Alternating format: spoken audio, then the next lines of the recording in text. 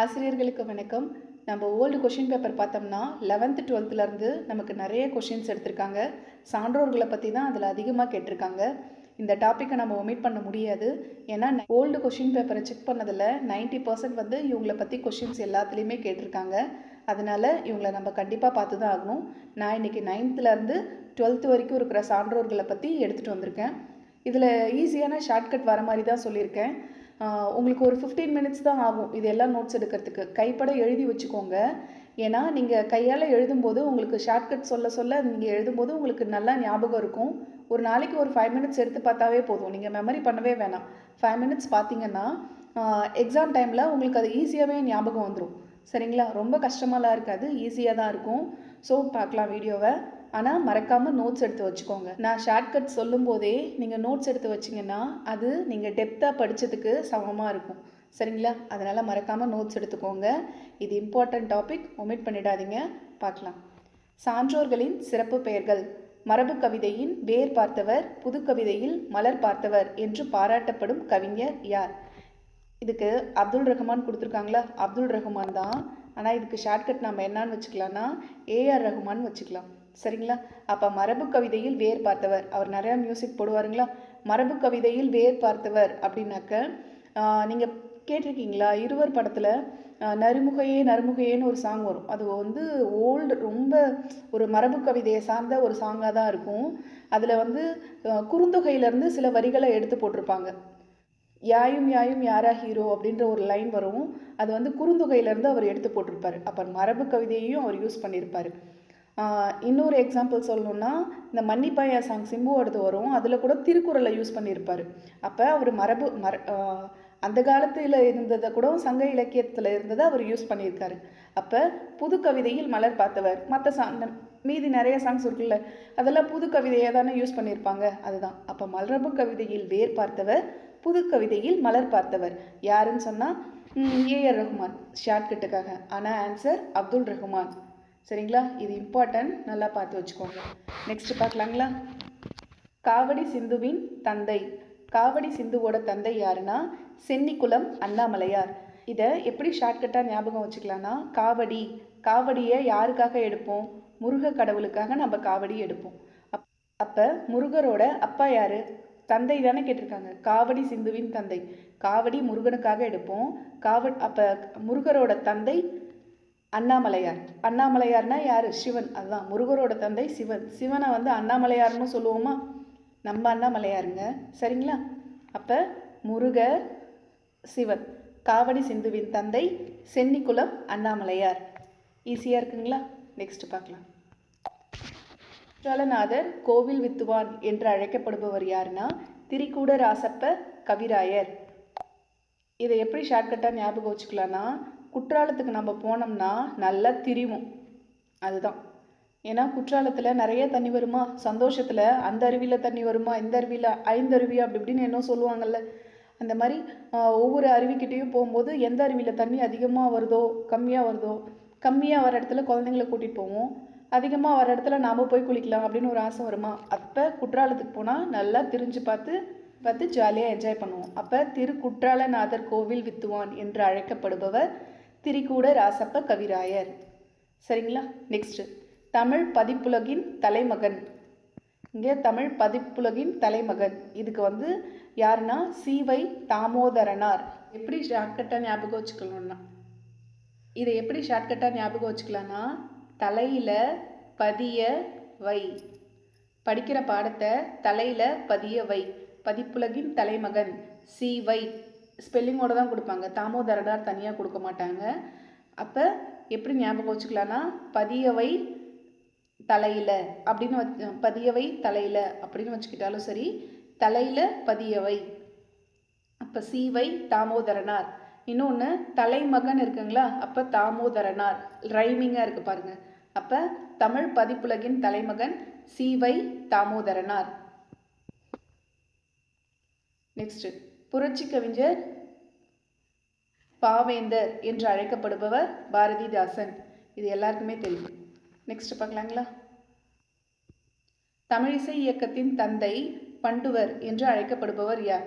இங்கே பண்டுவர்னே கொடுத்துட்டாங்களா, அப்போ பண்டிதர். ஈஸியாக இருக்குல்ல. ஆப்ரஹாம் பண்டிதர். இவர் தான் தமிழிசை இயக்கத்தின் தந்தை. இவர் தான் பண்டுவர் என்று அழைக்கப்படுபவரும் ஆப்ரஹாம் பண்டிதர் தான்.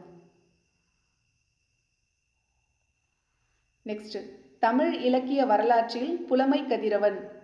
தமிழ் இலக்கிய வரலாற்றில் புலமை கதிரவன் யாருன்னா மகாவித்துவான் மீனாட்சி சுந்தரனார். இதை எப்படி ஷார்ட்கட்டில் ஞாபகம் வச்சுக்கலான்னா, மீனாட்சி சுந்தரனார் எங்கே இருப்பாங்க? மதுரையில் சித்திரை திருவிழா நடக்கும் இல்லைங்களா? அப்போ மீனாட்சி சுந்தரனாருக்கு கல்யாணம் நடந்துச்சுன்னா கதிரவனே வந்து வாழ்த்து தெரிவிப்பாங்க. அப்போ நல்ல வெயில் அடிக்கும் இல்லைங்களா? அதுதான், அது சித்திரை மாதம் தானே நடக்கும். அப்போ நல்ல சித்திரை மாதத்தில் நல்ல வெயில் அடிக்குமா? இப்போ கதிரவன் கூட தன்னோட பிரகாசமான ஒளியால் வாழ்த்து தெரிவிப்பார் அப்படின்னு ஞாபகம் வச்சுக்கோங்க. அப்போ தமிழ் இலக்கிய வரலாற்றில் புலமை கதிரவன் யாருன்னா மகாவித்துவான் மீனாட்சி சுந்தரனார். நெக்ஸ்ட், தமிழ் தென்றல் தொழிலாளர்களின் தந்தை யாருன்னா திருவிக்கா. நமக்கு தெரியும் தமிழ் தென்றல்னா திருவிக்கா அப்படின்னு சொல்லிட்டு, ஆனால் தொழிலாளர்களின் தந்தையும் திருவிக்கா தான், ஞாபகம் வச்சுக்கோங்க. அப்போ தொழிலாளர்களுக்கு எல்லாருக்குமே தந்தையை நம்ம என்னன்னு சொல்லுவோம்? எல்லா தொழிலாளர்களுக்கும் தந்தையாக இருக்கிறவரும் ஒருத்தர் இருப்பார். அவருக்கு வந்து மரியாதை கொடுத்து தானே கூப்பிடுவோம். அவருக்கு என்ன பேர் வேணாலும் இருக்கலாம். இதில் வந்து திருவி கல்யாண சுந்தரனார், அதை தான் ஷார்ட்டாக திருவிக்கான்னு சொல்லுவோம். அப்போ தொழிலாளர்களோட தந்தையை நம்ம ஒரு மரியாதை நிமித்தமான அடைமொழியோடு கூப்பிடணும். அப்படின்றது ஃபஸ்ட்டு வரும் அப்படின்னு ஞாபகம் வச்சுக்கோங்க. அப்போ யாருன்னா திருவிக்கா, திருவி கல்யாண சுந்தரனார். நெக்ஸ்ட் பார்க்கலாமா? இது இம்பார்ட்டன்ட்ங்க. இது வந்து கொஞ்சம் ஒரு சிலது மட்டும் நமக்கு குழப்புற மாதிரி இருக்கும், நல்லா பார்த்துக்கோங்க. தேவர், நாயனார், தெய்வப்புலவர், சென்னாபோதர், பெருநாவலர், பொய்யில் புலவர், பொய்யாமொழி புலவர், மாதானு பங்கி, முதற்பாவலர், உலகப் புலவர் என்றெல்லாம் அழைக்கப்படுபவர் யாருன்னா திருவள்ளுவர். இது நம்ம சின்ன கிளாஸ்லேருந்தே படிச்சுட்ருப்போம். இதுக்கு ஷார்ட்கட் தேவைப்படாது, ஆனால் இதை நல்லா பார்த்து வச்சுக்கோங்க. இந்த சென்னாபோதர், மாதானு பங்கி, முதற்பாவலர், உலகப் புலவர், பெருநாவலர், தேவர், இதெல்லாத்தையும் நல்லா பார்த்து வச்சுக்கோங்க. சரிங்களா?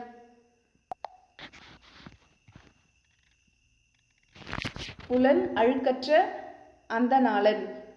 புலன் அழுக்கற்ற அந்த நாளன் யாரு அப்படின்னு சொல்லி கேட்டிருக்காங்க. இதுக்கு எப்படி ஷார்ட்கட்டில் ஞாபகம் வச்சுக்கோன்னா, புலன் அழுக்கே இல்லாமல் இருக்கிறது. இப்போ ஆற்றுல எங்கேயாவது குளிச்சுட்டு இருந்தா நம்ம சந்தோஷமாக குளிப்போமா? எப்படி குளிப்போம்? அப்படியே சந்தோஷத்தில் பாட்டு பாடி குளிப்போம். கபி கபி அப்படி சொல்லிட்டு பாட்டு பாடி அப்படின்ட்டு பாட்டு பாடிட்டு குளிக்கிறாங்க அப்படின்னு ஞாபகம் வச்சுக்கோங்க. அப்போ நல்லா கபி கபின்னு பாட்டு பாடிக்கிட்டே குளிச்சா உடம்புல இருக்கிற அழுக்கு எல்லாம் போயிடும். ஏன்னா ரொம்ப நேரம் குளிச்சா அழுக்கு தானாக போயிடும்ல, அதுதான். எப்படிமா ரொம்ப நேரம் குளிச்சா அழுக்கு தானாக போகும்? சும்மா தாங்க. இப்போ புலன் அழுக்கற்ற அந்த நாளன் கபிலர்.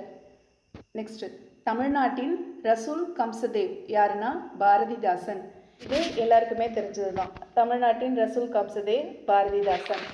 நெக்ஸ்ட், கிறிஸ்துவ கம்பர் யாருன்னா ஹெச்ஏ கிருட்டிணனார். இது ஈஸி. இங்கே கிறிஸ்து கிருட்டிணனார் ரைமிங்காக இருக்கு இல்லைங்களா? அப்போ கிறிஸ்துவ கம்பர் யாருன்னா கிருட்டிணனார். ஈஸியாக இருக்குங்களா? நெக்ஸ்ட் பார்க்கலாம். வசன நடை கைவந்த வள்ளலார். இங்கே வசன நடை கைவந்த வள்ளலார் யாருன்னா ஆறுமுக நாவலர். இது எப்படி ஞாபகம் வச்சுக்கலான்னா, முருகர் தான். முருகரை ஞாபகம் வச்சுக்கோங்க.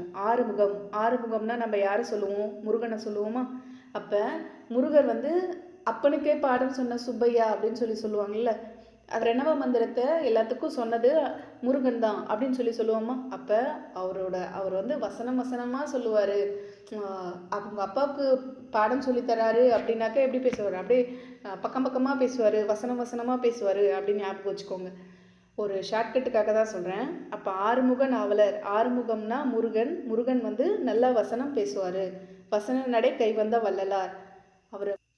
அவர் தேவர்களுக்கும் அவங்க அப்பாவுக்கும் பிரணவ மந்திரம் சொல்லும்போது வசனமாக சொன்னார் அப்படின்றத ஷார்ட்கட்டாக வச்சுக்கோங்க. நெக்ஸ்ட்டு, இவங்க ரொம்ப ரொம்ப இம்பார்ட்டன்ட். இவங்களை பற்றி 3 கொஷின் பேப்பரில் கேட்டிருக்காங்க. நாவல் ராணி, கதா மோகினி, ஏக அரசி. இவங்க யார் அப்படின்னாக்க வைமு கோதை நாயகி.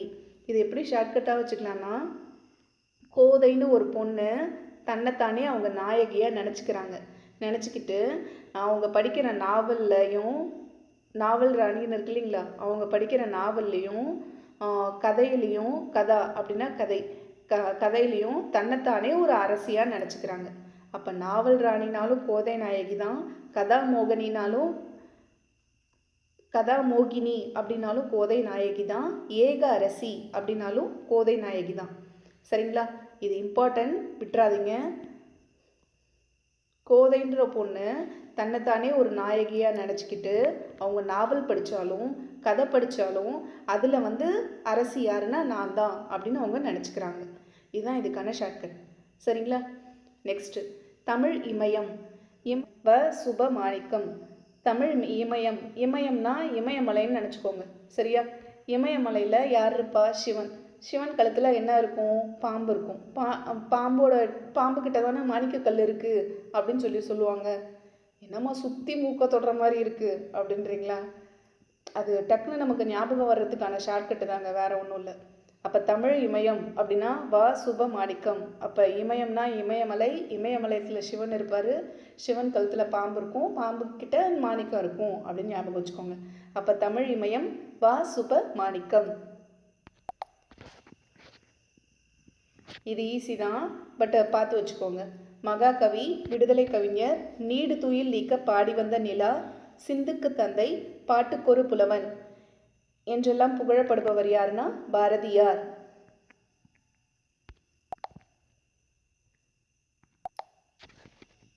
நெக்ஸ்ட், நம்பி ஆரூரார் என்று அழைக்கப்படுபவர் சுந்தரர். நம்பி ஆரூரார் என்று அழைக்கப்படுபவர் சுந்தரர். இது எப்படி ஷார்ட்கட்டாக வச்சுக்கலான்னா, நம்பின்றத தம்பின்னு ஞாபகம் வச்சுக்கோங்க. அப்போ தம்பி சுந்தரம் அப்படின்னு ஞாபகம் வச்சுக்கிட்டாலும் ஓகே தான். இல்லை தம்பி சுந்தரம். சுந்தர்னா அழகு, என்னோட தம்பி ரொம்ப அழகாக இருப்பான் அப்படின்றத ஞாபகம் வச்சுக்கோங்க. அப்போ நம்பி ஆரூரார் சுந்தரர். ஓமை கவிஞர். ஓமை கவிஞர் யார்? சுரதா. அது எல்லாருக்குமே தெரியும். ஓமை கவிஞர் சுரதா. நெக்ஸ்ட், ஆராய்ச்சி பேரறிஞர் சீனி வெங்கடசாமி. இதை எப்படி நம்ம ஷார்ட்கட்டாக வச்சுக்கலான்னா, ஆராய்ச்சி பேரறிஞர் அதாவது சீனி வெங்கடசாமி. வெங்கடசாமினா யார்? நம்ம ஏழுமலையான். அவங்க தானே வெங்கடாச்சலபதியை தானே வெங்கடசாமி அப்படின்னு சொல்லுவாங்க. அப்போ ஏழுமலையான் திருப்பதிக்கு போனால் என்ன தருவாங்க? லட்டு தருவாங்க. அப்போ லட்டு நமக்கு கையில் கொடுத்துட்டாங்கன்னா நம்ம ஆராய்ச்சி பண்ணுவோம் லட்டில். அதில் எத்தனை கல்கண்டு, சின்ன குழந்தையா இருக்குள்ள நம்ம நினைப்போம்ல, இங்கே பார்த்தியா எனக்கு 5 கல்கண்டு இருக்குது என் லட்டில், என்னோட லட்டில் 7 கல்கண்டு இருக்குது அப்படின்னு சொல்லி ஆராய்ச்சி பண்ணுவோம்ல, அதுதான். அப்போ ஆராய்ச்சி பேரறிஞர், அதாவது லட்டை நம்ம ஆராய்ச்சி பண்ணுறோம். சீனி வெங்கடசாமி. ஏன் லட்டுன்னா வெங்கடசாமின்னு சொல்லியிருக்காங்க. அப்போ வெங்கடாச்சலபதி, திருப்பதியில் இருக்க வெங்கடாச்சலபதி, அங்கே இருக்கிற லட்டை நம்ம ஆராய்ச்சி பண்ணி சீனி, அதில் எத்தனை சீனி கட்டியிருக்கு, என்னதில் குட்டி குட்டியாக இருக்கும் பாருங்கள் கல்கண்டு, அதாவது சீனி. அப்போ என்னதில் 4 இருக்குது, என்னதில் 5 இருக்குது அப்படின்னு நம்ம சண்டை போட்டுப்போம்ல, அதுதான். இதை ஷார்ட்கட்டாக வச்சுக்கோங்க. ஆராய்ச்சி பேரறிஞர் சீனி வெங்கடசாமி. நெக்ஸ்ட், திராவிட சாஸ்திரி பரிதிமார் கலைஞர். இதை எப்படி ஞாபகம் வச்சுக்கலான்னா, திராவிட சாஸ்திரி லாஸ்ட்டாக இருக்குது பாருங்கள், திரி இருக்கு இல்லைங்களா, இதை திரிச்சு போட்டால் ரிதி அப்படின்னு வருதா, திரி, இதை அப்படியே திருப்பி போட்டால் ரிதி. அப்போ திராவிட சாஸ்திரி பரிதிமார் கலைஞர். ஈஸியாக இருக்குங்களா? நெக்ஸ்ட்டு, பாவலேறு பெருஞ்சித்திரனார். இது நமக்கு 6th புக்லேயும் இருக்குது, 10th புக்லேயும் இருக்குதுன்னு நினைக்கிறேன். ஆமாம். அப்போ இது நமக்கு ஈஸியாக தெரிஞ்சது தான். பாவலேறு பெருஞ்சித்திரனார். எப்படி ஷார்ட்கட்டாக வச்சுக்கலான்னா, பெருஞ்சித்திரம் அதாவது இந்த ரோட்லலாம் பெரிய பெரிய சித்திரம் வரைவாங்க பாருங்கள், சாமி உருவங்கள் எல்லாம். இயேசுவை வரைவாங்க, இல்லைன்னா ஹனுமார் வரைவாங்க. அவங்க அந்த மாதிரிலாம் பெரிய பெரிய சித்திரம் வரையக்குள்ள அவங்களெல்லாம் பார்த்தா நமக்கு எப்படி இருக்கும்? பாவமாக இருக்கும். புரியுதுங்களா? இங்கே பாவலேறுன்றத பாவம்னு ஞாபகம் வச்சுக்கோங்க. இப்போ அவங்கெல்லாம் ரோட்டில் ரொம்ப கஷ்டப்பட்டு அந்த பஸ்ஸு போகிற ரோட்லேயே கொஞ்சமாக ஒரு இடத்த அவங்களுக்காக எடுத்துகிட்டு அங்கே சித்திரமெல்லாம் பெரிய பெரிய சித்திரம் வரைஞ்சி அதை பார்த்துட்டு போகிற மக்கள் அவங்களால முடிஞ்ச காசை கொடுப்பாங்க. அதை வச்சு தான் அவங்களோட வாழ்வாதாரமே நடக்கும். சரிங்களா? அப்போ பெரிய பெரிய சித்திரம் வரைகிறவங்களாம் ரொம்ப பாவம், கஷ்டப்பட்டு அவங்கள அந்த வேலையை செஞ்சு உழைக்கிறாங்க அப்படின்றத ஷார்ட்கட்டாக வச்சுக்கோங்க. பாவலேறு பெருஞ்சித்திரனார், இந்த நிலை கண்டிப்பாக ஒரு நாளைக்கு மாறணும், எல்லாரும் முன்னுக்கு வரணும். நெக்ஸ்ட் பார்க்கலாம். மொழி ஞாயிறு தேவநேய பாவாணர். இங்கே ஞாயிறு அப்படின்னு இருக்கா, ஞாயிறுனா என்ன? அது ஒரு கடவுள், சூரிய கடவுள். சரிங்களா? அப்போ சூரிய தேவன் அப்படின்னு சொல்லலாமா? அப்போ ஞாயிறுனா சூரிய கடவுள், அப்போ சூரிய தேவன், அப்போ தேவநேய பாவாணர். ஈஸியாக இருக்குங்களா? அப்போ மொழி ஞாயிறு தேவநேய பாவாணர். பன்மொழி புலவர் அப்பாதுரையார். இதை எப்படி ஞாபகம் வச்சுக்கலான்னா, பழமொழி கற்றுக்கிட்டு அப்படியே இங்கிலீஷில் ஜெயலலிதா அம்மாவை சொல்லலாம். அவங்க பார்த்திங்கன்னா இங்கிலீஷில் கொஷின் கேட்டாலும் ஆன்சர் பண்ணுவாங்க, தமிழில் போயிட்டாலும் ஆன்சர் பண்ணுவாங்க. திடீர்னு யாராவது தெலுங்கில் பேசினாலோ, கன்னடாவில் பேசினாலோ, மலையாளத்தில், ஹிந்தியில், அவங்களுக்கு அவ்வளோ லாங்குவேஜ் தெரியும். அவங்க பேசிகிட்டே இருக்கும்போது டக்குன்னு யார் எந்த லாங்குவேஜில் பேசுகிறாங்களோ அந்த லாங்குவேஜில் சூப்பராக ஆன்சர் பண்ணுவாங்க. அப்போ நம்ம அவங்கள பார்த்துட்டு என்ன எப்படி நினைப்போம், அப்பா அவங்களுக்கு எவ்வளோ லாங்குவேஜ் தெரியுதுல்ல அப்படின்னு அப்படியே பூரிச்சு போயிடுவோம்ல. அவங்க நல்லா ஆட்சி பண்ணாங்களோ இல்லையோ அது அடுத்தப்பட்ட விஷயம், அவங்களோட ஆட்சியை பற்றி சொல்ல வரல. But he is a very very powerful lady, அதை யாராலையும் மறுக்க முடியாது. சரிங்களா? அப்போ பன்மொழி புலவர் அப்படின்றத நம்ம அம்மாவை ஞாபகம் வச்சுக்கோங்க. அப்போ பன்மொழி தெரிஞ்ச அவங்கள பார்த்தாவே நமக்கு ரொம்ப ஆச்சரியமாக இருக்கும். அப்பா எவ்வளோ சூப்பராக அவங்க பேசுகிறாங்க அப்படின்னு தோணும்ல, அதான். அப்போ பன்மொழி அப்படின்னா அப்பா, பன்மொழி புலவர் அப்பாதுரையார். நெக்ஸ்ட் உலக பெருந்தமிழர். உலக பெருந்தமிழர் இளங்குமரனார். அதாவது உலகத்தில் பெருந்தமிழர், எங்கே தமிழர்கள் இருந்தாலும் தமிழ் எப்பயுமே எப்படி இருக்கும், இளமையாக தான் இருக்கும். சரிங்களா? என்றும் இளமையுடையவள் எங்கள் தமிழ் அன்னை, இப்படியெல்லாம் நம்ம படிச்சிருக்கோம்ல, அதுதான். அப்போ உலக பெருந்தமிழர், உலகத்தில் எந்த மூலையில் தமிழர்கள் பெருந்தமிழர்கள் இருந்தாலும் அவங்க இளமையாக தான் இருப்பாங்க, அதாவது தமிழ் இளமையாக தான் இருக்கும். அப்போ உலக பெருந்தமிழர் இளங்குமரனார். முத்துக்குளிக்கும் கொற்கையின் அரசன் சீவலமாறன். யாருன்னா அதிவீரராம பாண்டியன். இதுவும் இம்பார்ட்டன்ட், ஏன்னா சீவலமாறன் என்று அழைக்கப்படுபவர் யார் அப்படின்னு சொல்லி கேட்டிருக்காங்க. சீவலமாறன்னா அதிவீரராம பாண்டியன். அப்போ சீவலமாறன், அப்போ சீவல பெரியபாண்டி நல்லா வீரமாக இருப்பாங்களா? சீவலமாறன்னா அதிவீரராம பாண்டியன் அப்படின்னு சொல்லலாம். நெக்ஸ்ட்டு முத்துக்குளிக்கும் கொற்கையின் அரசன். முத்து அப்படின்னு வந்ததுனாவே அது பாண்டியர்கள், அது எல்லாருக்கும் தெரியும்ல. முத்துனா பாண்டியர்கள். அப்போ முத்து குளிக்கும் கொற்கையின் அரசன் அப்படின்னா அதிவீரராம பாண்டியன். அது முத்துலேயே வெறும் முத்துக்கள் மட்டுமே கொட்டி அந்த முத்துலேயே அவர் குளிக்கிறாருன்னா அவர் எவ்வளோ வீரமானவராக இருந்திருக்கணும், எவ்வளோ இதை கலெக்ட் பண்ணியிருந்திருப்பாரு, எவ்வளோ சிறப்பாக ஆட்சி பண்ணியிருந்திருப்பாரு. வீரம் இருந்தால் தானே அந்தளவுக்கு ஆட்சி பண்ண முடியும். அப்போ வீரமானவர் யார்? அதிவீரராம பாண்டியன். அப்போ முத்து குளிக்கும் கொற்கையின் அரசன் சீவலமாறன் என்று அழைக்கப்படுபவர் யாருன்னா அதிவீரராம பாண்டியன். நெக்ஸ்ட் சதாவதனி என்று அழைக்கப்படுபவர் யாருன்னா செய்குதம்பி பாவலர். இதுக்கு சதாவதனின்னா நம்ம என்ன சொல்லுவோம், 100 செயல்களை செய்பவரை தான் சதாவதனின்னு சொல்லுவோம். அப்போ இதை ஷார்ட்கட்டாக எப்படி ஞாபகம் வச்சுக்கலான்னா, சதாவதனி செய்குதம்பி பாவலர், ஷார்ட்கட்டு தம்பி தான். என்னோட தம்பி ஒரு சதாவதனி.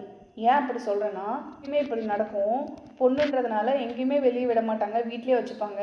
கடைக்கு போகணுமா தம்பி தான் போயிட்டு வரணும், மார்க்கெட் போயிட்டு வரணுமா தம்பி தான் போயிட்டு வரணும், ஸ்கூல் டூர் போகணுமா தம்பியை தான் அனுப்புவாங்க, நம்மளெல்லாம் அனுப்பவே மாட்டாங்க. பக்கத்து வீட்டு ஆண்டிகிட்ட ஏதாவது பாக்ஸ் கொடுத்துட்டு வரணுமா அதுக்கும் தம்பியை தான் அனுப்புவாங்க. எந்த ஒரு ஒர்க்னாலும் தம்பிக்கு தான் இது பண்ணுவாங்க. நம்மக்கிட்ட அதிகமாக இந்த வெளியில் இருக்க எந்த வேலையுமே வைக்க மாட்டாங்க, ஃபுல்லாக தம்பிக்கிட்ட தான் கொடுப்பாங்க. அப்போ சதாவதனி எல்லா வேலையும், வெளியில் இருக்க எல்லா வேலையும் செய்கிறது தம்பியாக தான் இருக்கு. அப்போ 100 சதாவதனினா 100 விதமான செயல்கள் செய்கிறவங்க. சதாவதனினா அந்த 100 விதமான செயல்களை செய்கிறவங்கள தான் சதாவதனின்னு சொல்லுவோம். இப்போ சதாவதனி தம்பி, நம்ம வீட்டில் இருக்க தம்பி. செய்கு தம்பி பாவலர். ஷார்ட்கட் ஈஸியாக இருக்குங்களா? நெக்ஸ்ட் பார்க்கலாம். கல்வியில் பெரியவர் கம்பர், கம்பன் வீட்டு கட்டு தெரியும் கவி பாடும், விருத்தம் என்னும் ஒன்பாவிற்கு உயர் புகழ் கம்பன். இது நம்மளுக்கு ஈஸியானது தான், நம்ம சின்ன கிளாஸ்ல இருந்தே இது படிச்சு வந்திருப்போம். இதுக்கு ஆன்சர் கம்பர். சிலம்பு செல்வர் மாப்போ சிவஞானம். இங்கே சிலம்பில் சில இருக்குங்களா, இங்கே பாருங்கள் சிவ அப்படின்னு இருக்குது. அப்போ சிலம்பு செல்வர், மாப்போ சிவன் ஞானம். இதை இன்னொன்று சொல்லலாம், இங்கே சிலம்பு செல்வர் அப்படின்னு இருக்கு இல்லைங்களா, இங்கே சிலம்பு அதாவது சிலப்பதிகாரம். இது சிலப்பதிகாரத்தை பற்றி அதிகமாக இந்த மாப்போ சிவன் ஞானம் பேசியிருப்பார். இவருக்கு பிடிச்ச நூலும் சிலப்பதிகாரம் தான், அதனால தான் சிலம்பு செல்வர் அப்படின்னு சொல்லுவாங்க. அப்போ சிலம்பு செல்வர், மாப்போ சிவஞானம். நெக்ஸ்ட்டு சிறுகதை மன்னன் ஜெயகாந்தன். இதை எப்படி ஞாபகம் வச்சுக்கலாம்னா, ஷார்ட்கட்டாக இங்கே காந்தன் அப்படின்னு இருக்கு இல்லைங்களா, அதை வந்து காந்தம் அப்படின்னு ஞாபகம் வச்சுக்கோங்க. அதாவது சின்ன குழந்தைங்களுக்கு கதை சொன்னால் அது அவங்கள காந்தம் மாதிரி இழுக்கும். ஒரு 6 மணிக்கு 7 மணிக்கு நம்ம டெய்லியும் கதை சொல்கிறோன்னா அது வந்து அந்த குழந்தைங்க கேட்டுட்டு டெய்லியும் அதே டைமுக்கு எனக்கு கதை சொல்லுங்கள் அப்படின்னு சொல்லுவாங்க. அது அவங்கள கதைன்றது அவங்கள காந்தம் மாதிரி இழுக்கிறதுனால டெய்லியும் கதை கேட்க விரும்புவாங்க. அப்போ சிறுகதை அப்படின்னா காந்தம், காந்தன். சிறுகதை மன்னன் ஜெயகாந்தன் அப்படின்றத ஞாபகம் வச்சுக்கோங்க. நெக்ஸ்ட்டு கரிசல் எழுத்தாளர்கள் வரிசையில் மூத்தவர் கு அழகிரிசாமி. இதை எப்படி ஷார்ட்கட்டாக வச்சுக்கலான்னா, இந்த கரிசல் அப்படின்றத என்ன சொல்லுவோம், களிமண், அதாவது கருப்பு மண் அப்படின்னு சொல்லுவோமா. அப்போ இங்கே அழகிரி, அழகு, அப்போ கருப்பாக இருப்பவங்கலாம் அழகாக இருப்பாங்க. அப்போ கருப்புனாவே அழகு அப்படின்றத ஞாபகம் வச்சுக்கோங்க. கரிசல் எழுத்தாளர்கள் வரிசையில் மூத்தவர் கு அழகிரிசாமி, கருப்பு அழகு. அதுதான் இதுக்கான ஷார்ட்கட். நெக்ஸ்ட் பார்க்கலாமா.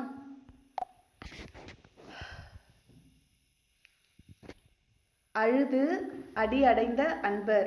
அழுது அடி அடைந்த அன்பர் யார் அப்படின்னு கேட்டால் அது வந்து மாணிக்க வாசகர். இவரை எனக்கு ரொம்ப பிடிக்கும், உண்மையாலுமே.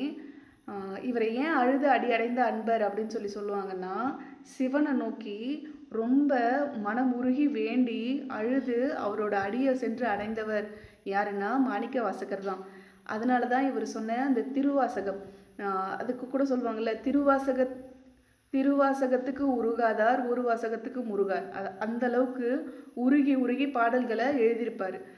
திருவாசகம் அவ்வளோ சூப்பராக இருக்கும். இதுக்கு ஷார்ட்கட்டாக இன்னொன்று ஞாபகம் வச்சுக்கலாம். வாசகர் அப்படின்னா என்ன, அதாவது எந்த புக்ஸ் எழுதினாலும் அதை வாசிக்கிறவங்க. அப்போ திருவாசகத்தை வாசித்தாவே உருகாதார் மனசு கூட உருகிரும், அழ ஆரம்பிச்சிருவாங்க. அப்போ வாசகர் அழுவாங்க. யார் திருவாசகத்தை வாசிக்கிறாங்களோ அந்த இறைவனோட அருளை நினச்சி அழ ஆரம்பிச்சிருவாங்க. அதுதான். அப்போ மாணிக்க வாசகர் அழுது அடி அடைந்த அன்பர். நெக்ஸ்ட் உத்தம சோழ பல்லவர் தெய்வ சேக்கிழார் தொண்டர் சீர் பரவுவார் பக்தி சுவை நனி சொட்ட சொட்ட பாடிய கவி வல்லவர். இந்த மாதிரிலாம் புகழப்படுபவர் யாருன்னா சேக்கிழார். சேக்கிழார் வந்து சோழ மரபை சார்ந்தவர், சரிங்களா. ஐ திங்க் 2ஆம் குலோத்துங்க சோழன் அவையில் இவர் இருந்திருக்காருன்னு நினைக்கிறேன். ஆனால் சோழரோட அவையில் இவர் வந்து ஒரு புலவராக இருந்திருக்காரு. தெய்வ சேக்கிழார், இதில் சேக்கிழாரே இருக்கா, அப்போ இது ஈஸி தான். தொண்டர் சீர் பரவுவார், இது நம்ம ஏற்கனவே படிச்சிருப்போம். பக்தி சுவை நனி சொட்ட சொட்ட பாடிய கவி வல்லவர். இதெல்லாம் இந்த மாதிரி சிறப்பிக்கப்படுபவர் யாருன்னா சேக்கிழார். நெக்ஸ்ட் பார்க்கலாம். தண்டமிழ் ஆசான், சாத்தன், நன்னூல் புலவன் என்றெல்லாம் புகழப்படுபவர் யாருன்னா சீத்தலை சாத்தனார். நாம் ஸ்கூல் புக்கில் படிக்கும்போது தண்டமிழ் ஆசான் சாத்தன் என்று புகழப்படுபவர் யாருன்னா சீத்தலை சாத்தனார் அப்படின்னு படிச்சிருப்போம். நன்னூல் புலவனும் சீத்தலை சாத்தனார் தான். இதை எப்படி ஞாபகம் வச்சுக்கலாம்னா, நன்னூல் அப்படின்றத 400 ஞாபகம் வச்சுக்கோங்க. 400 ரூபாய் நம்ம வச்சு நம்ம அப்பா நம்ம கையில் கொடுத்துட்டு அதை நம்ம தொலைச்சிட்டா என்ன பண்ணுவார், சாத்துன்னு சாத்துவார். அப்போ நன்னூல் புலவன் சாத்தனார். நன்னூல்னா 400, தொலைஞ்சிருச்சுன்னா சாத்துவாங்க அப்படின்றத ஞாபகம் வச்சுக்கோங்க. நெக்ஸ்ட்டு இது நமக்கு எல்லாருக்குமே தெரிஞ்சது தான். இங்கே பெர்னான் ஷான் வந்தாவே அது அறிஞர் அண்ணா, நம்ம படிச்சிருப்போம். தென்னகத்து பெர்னான் ஷா, தமிழ் நாடக கலைக்கு ஒரு பெர்னான் ஷா. இந்த மாதிரிலாம் புகழப்படுபவர் யாருன்னா அறிஞர் அண்ணா. இன்னொரு இதில் முக்கியமான விஷயம் ஒன்று இருக்குது, இது ஏற்கனவே எக்ஸாம்பிள் கேட்டிருக்காங்க. தமிழ் நாடக கலைக்கு ஒரு பெர்னான் ஷா, அறிஞர் அண்ணா அப்படின்னு சொன்னது யாருன்னா கல்கி. இது டிஎன்பிசியில் கேட்டிருக்காங்கன்னு நினைக்கிறேன். தமிழ் நாடக கலைக்கு ஒரு பெர்னான் ஷா என்று அறிஞர் அண்ணாவை புகழ்ந்தவர் யார் அப்படின்னா கல்கி. இவர் எந்த கல்கினா இந்த பொன்னியின் செல்வன், சிவகாமியின் சபதம் அந்த நூல்லாம் ஏற்றினார்ல அந்த கல்கி தான், சரிங்களா. நெக்ஸ்ட் பார்க்கலாங்களா. சூடி கொடுத்த சுடர்கொடி. இது நமக்கு நல்லா தெரியும். அதாவது பெருமாளுக்கு தாமா தன்னோட கழுத்தில் மாலையை போட்டு அதை எடுத்து பெருமாளுக்கு போட்டாங்க.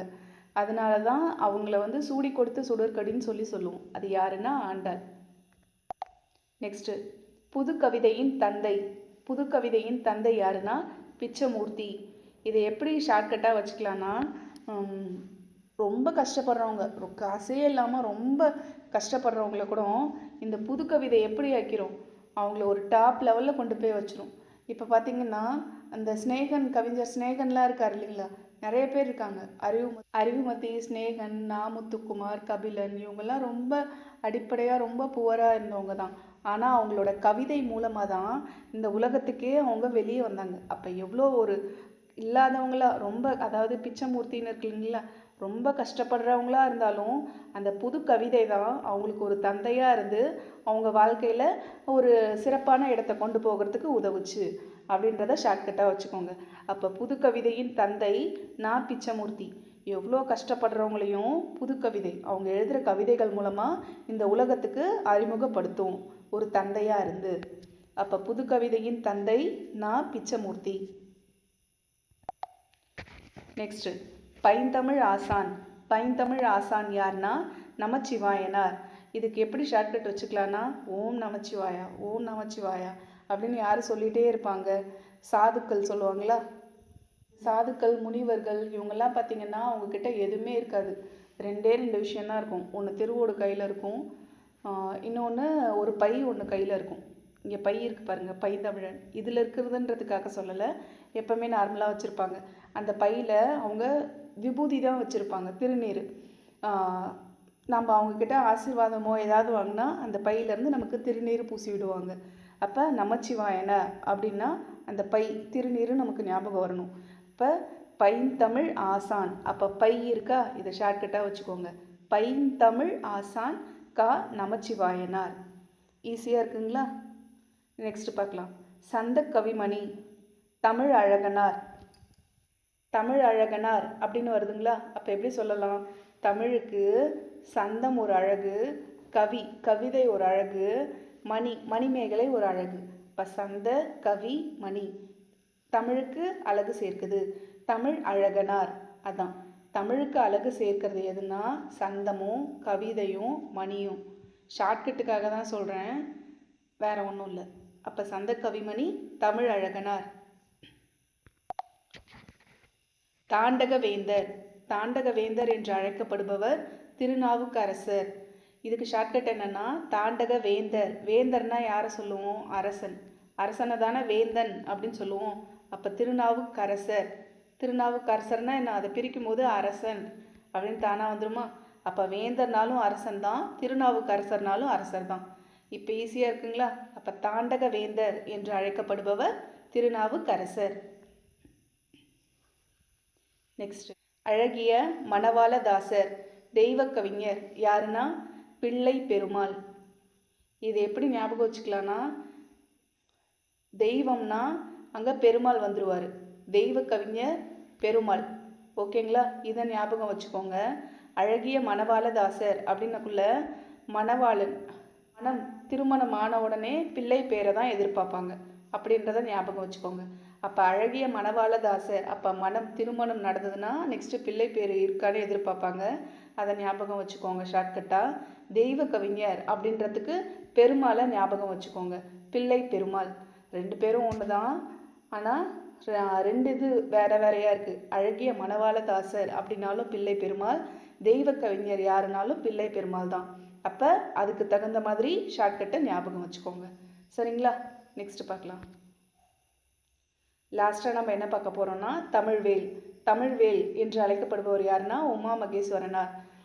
இதுக்கு ஷார்ட்கட் எப்படி வச்சுக்கலான்னா, திருச்செந்தூரில் சூரசம்ஹாரம் நடக்கும்போது உமாதேவி, அதாவது உமாதேவினா யாருன்னா பார்வதி தேவி சொல்லுவோமா, பார்வதி தேவி தான் சிக்கலில் வேலை எடுத்து முருகனுக்கு கொடுப்பாங்க. சூரனை அழிக்கிறதுக்காக வேல் கொடுப்பாங்க. அது தமிழ்வேல் அப்படின்னு ஞாபகம் வச்சுக்கோங்க. உமாதேவி தமிழ்வேலை கொடுத்து சூரனை அழிக்க சொன்னாங்க முருகன்கிட்ட. இது தெரியும் இல்லைங்களா? திருச்செந்தூரில் சூரசம்ஹாரம் நடக்கும் இல்லைங்களா? அந்த நிகழ்வை தான் நான் சொல்கிறேன். அப்போ உமா மகேஸ்வரனார் அப்படின்னா தமிழ்வேல். அந்த வேலை வந்து முருகர் கையில் கொடுத்தது யார்? உமா மகேஸ்வரி அப்படின்றத ஞாபகம் வச்சுக்கோங்க. அப்போ தமிழ்வேல் உமா மகேஸ்வரனார். அவ்வளோதான். நாம் இப்போ 9th-லேருந்து 12th வரைக்கும் முக்கியமானவங்க எல்லாத்தையும் நம்ம பார்த்துட்டோம். இவங்க எல்லாரையும் ஒரு 5 மினிட்ஸ் மட்டும் ஒரு நாளைக்கு பார்த்து வச்சுக்கோங்க. எக்ஸாமுக்கு ஈஸியாக இருக்கும், யூஸ்ஃபுல்லாகவும் இருக்கும். இந்த வீடியோவை உங்கள் ஃப்ரெண்ட்ஸ்க்கும் ஷேர் பண்ணுங்கள். உங்களுக்கு வேறு ஏதாவது கேட்கணும் அப்படின்னாலும் கமெண்ட் பண்ணுங்கள். நல்லதே செய்வோம், நல்லதே நடக்கும். நன்றி.